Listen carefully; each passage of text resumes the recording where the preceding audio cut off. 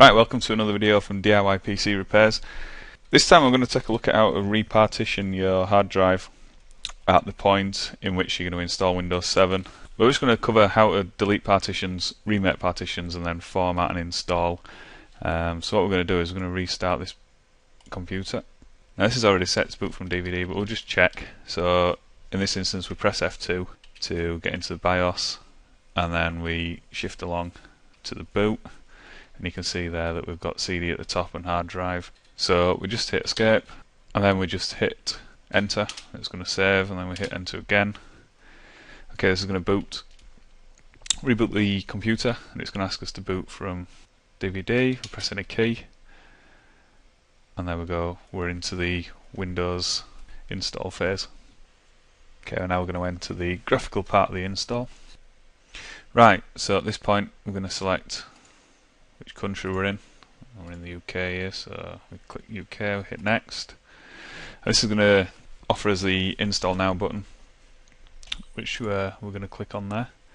I've got a video on the channel covering how to clean, install, format and install Windows 7. On this video I'm just going to concentrate on how to repartition during the install phase.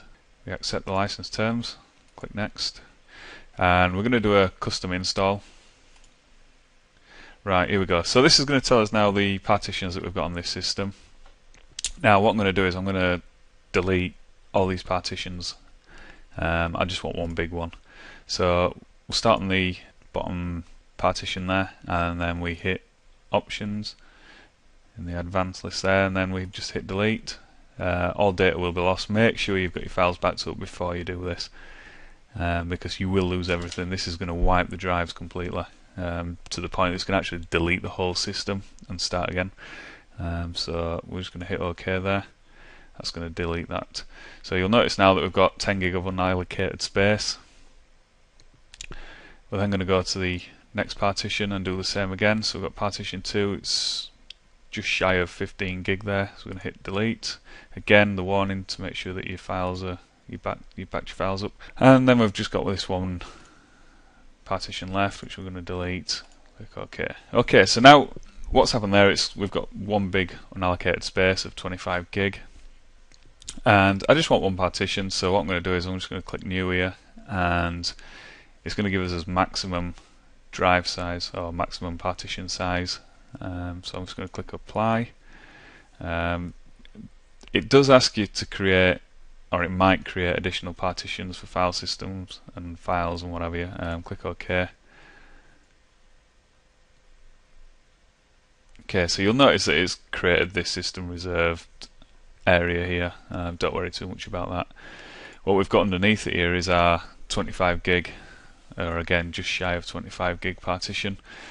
This partition is now going to need formatting, so again we just highlight that and click format, and we'll click OK once we've read through that.